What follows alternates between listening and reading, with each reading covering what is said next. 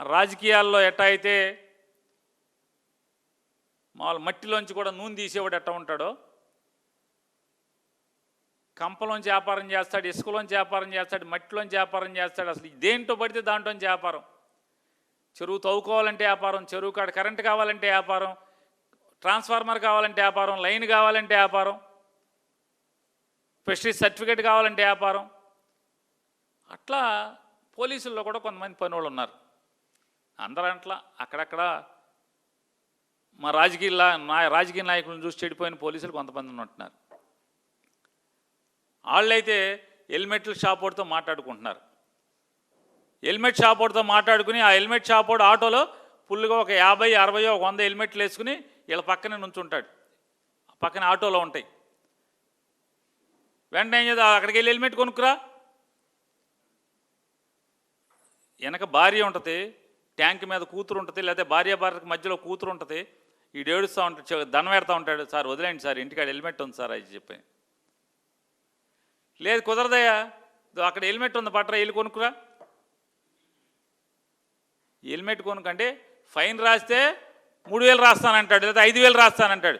Helmet అయితే 1000 రూపాయలతో కొనుక్కురమ్మంటాడు. Helmet కొనుక్కొస్తే ఏంటి, హెల్మెట్ వెంటనే వీడియో తీస్తారు, హెల్మెట్ కొనుక్కొస్తున్నాడు, హెల్మెట్ పెట్టుకు వెళ్తున్నాడు అని చెప్పని. నేను అందరూ అంటలా, కొంతమంది పనోళ్ళు హెల్మెట్ వాడి దగ్గర షాప్ వాడి దగ్గర కొట్టేస్తున్నారు కొంతమంది. నేనంట్లా మా రాజకీయ నాయకుల్లో కొంతమంది అటాచ్ చెడిపోయి ఉన్నారు, మీలో కూడా కొంతమంది చెడిపోయి ఉన్నారంట. అందరూ నేను పోలీస్ కానిస్టేబుల్స్ గురించి అంటలా, ఎవరైతే ఆఫీసర్లుగా పనిచేస్తున్న వాళ్ళు. నారా చంద్రబాబు నాయుడు గారు ఎంత తీయ మాటలు చెప్తాడంటే, మామూలుగా సాధారణంగా ఏమనుకుంటారంటే రాజకీయ నాయకుడిని, పోలీస్ ఆయన్ని, ప్లేడర్ని ఇట్లాంటి వాళ్ళని తొందరగా అంటే మాకు లోన్లు కూడా ఎవరు విలేకరికి, రాజకీయ నాయకుడికి, పోలీస్ ఆయనకి, లాయర్కి, విలేకరికి బ్యాంకు వాళ్ళు లోన్లు కూడా ఇవ్వరు. ఎందుకంటే వీళ్ళు బాగా తిరిగితేటలు ఎక్కువ. వీళ్ళకి బాకీ కడతాకి వెళ్తే రూల్స్ మనం వసూలు చేయటానికి వెళ్తే రూల్స్ మాట్లాడతారు. కాబట్టి మనకి ఎందుకు ఇవన్నీ లోన్ ఇవ్వకూడదు అనుకుంటారు, బాగా తెలివితేటలు. అట్లా మరి ఈ తెలుగులో పోలీసులు కూడా ఉన్నారు కదా. నారా చంద్రబాబు నాయుడు గారు ఈ పోలీసు వాళ్ళని కూడా ఎంత మామూలుగా మోసం చేస్తాడంటే, ఎలక్షన్ల ముందు వీళ్ళకి చెప్పాడు, తమ్ముళ్ళు పోలీస్ కానిస్టేబుల్స్ మీ ఇంట్లో భార్య గొడవ చేస్తూ ఉంటుంది, మీ పెళ్లి రోజు కూడా మీకు గుర్తులేదా అని తిడతా ఉంటుంది. నేను చెప్తున్నా పోలీసులందరికీ, పెళ్లి రోజు మీ భార్య పుట్టినరోజు సెలవిస్తా అని చెప్పాడు. కానిస్టేబుల్స్కి పెళ్లి రోజు, భార్య పుట్టినరోజు సెలవిస్తా అని చెప్పాడు. 2 ఏళ్ళు అయింది, 2 పెళ్లి రోజులు వెళ్ళిపోయినాయి, పుట్టినరోజులు వెళ్ళిపోయినాయి.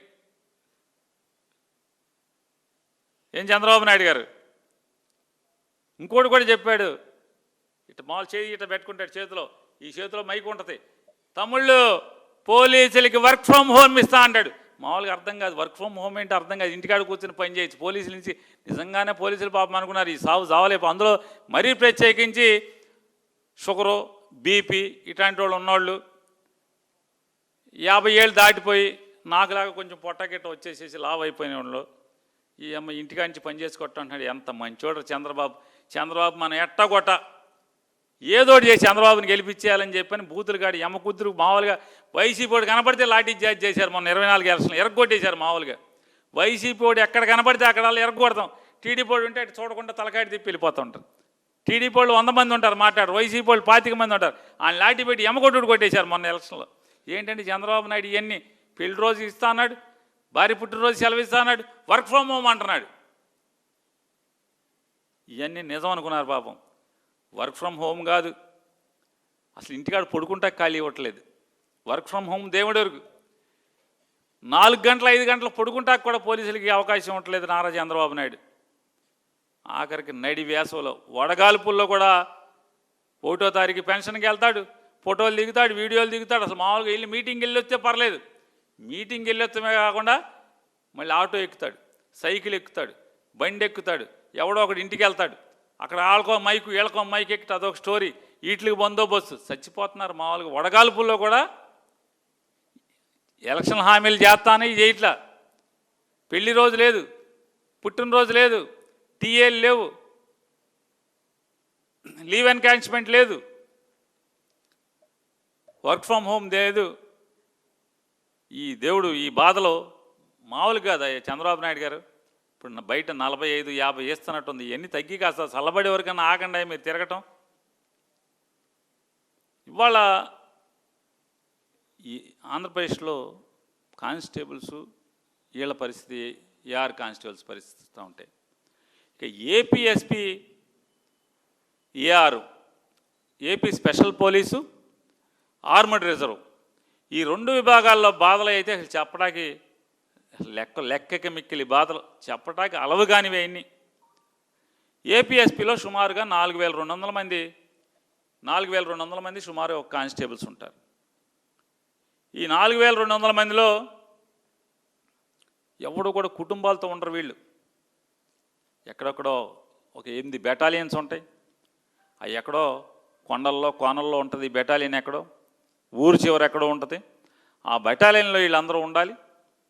లేదా బెటాలియన్లో లేకపోతే కనుక అయితే డ్యాముల దగ్గర, లేదా ఏదో ఒక అడవిలో ప్రాజెక్టుల దగ్గర, లేదా ఎక్కడన్నా పెద్ద పెద్ద గుళ్ళ దగ్గర, ఎయిర్పోర్ట్లో, లేదా నక్సలైట్లు కూంబింగ్లో, ఇలా 365 రోజులు వీళ్ళు ప్రాణాలను పణంగా పెట్టి ఉద్యోగం చేస్తూ ఉంటారు. అడవుల్లో చేస్తూ ఉంటారు.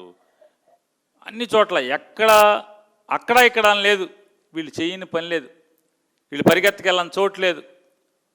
స్నానం చేసినా చేయకపోయినా పరిగెత్తండి అంటే గబాన్ని లేచి బూట్లు వేసుకుని గబా తుపాకి గుచ్చుకుని పరిగెడతామే ఏపీఎస్పీ వాళ్ళు.